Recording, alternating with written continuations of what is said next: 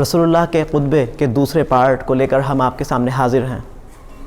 رسول اللہ کے خطبے کا یہ حصہ ان لوگوں کے لیے بہت ضروری ہے جو نکاح کے قابل ہو چکے ہیں، کیونکہ اس خطبے میں رسول اللہ نے بتایا ہے کہ مردوں کے عورتوں اور عورتوں کے مردوں پر کیا حقوق ہیں۔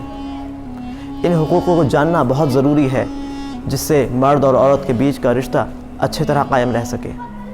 اس لیے ہمیں چاہیے کہ ہم اس خطبے کو ضرور غور سے سنیں اور اپنی زندگی میں اتاریں۔ تو چلیے سنتے ہیں رسول اللہ کا خطبہ کا دوسرا پارٹ۔ خطبہ حجۃ الوداع، رسول اللہ کا پیغام سبھی مسلمانوں کے لیے۔ سنو، تم میں سے جس کسی کے پاس کسی کی امانت ہو وہ اس کو لوٹا دے اور اس کا ادا کرنا لازم ہے۔ جو کسی کا ضامن بنے تو اس پر لازم ہے کہ وہ اپنی ذمہ داری پوری کرے۔ جرم کی سزا اسی کو ملے گی جس نے جرم کا انتخاب کیا ہے۔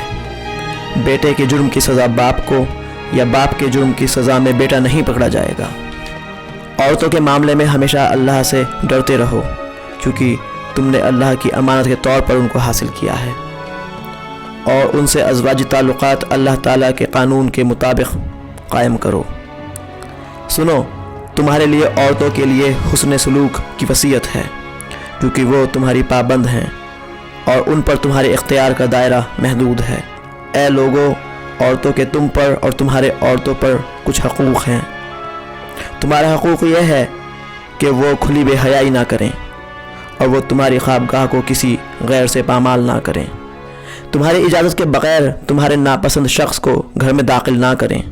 اگر وہ خدا نخواستہ ایسا کرتی ہیں تو اللہ تعالیٰ نے تم کو اختیار دیا ہے کہ تم تادیب کے طور پر ان کا بستر الگ کر دو۔ تم تادیب اور تنبیہ کے لیے انہیں معمولی سزا دے سکتے ہو، اور تمہاری بیویوں کے بھی تم پر کچھ حقوق ہیں۔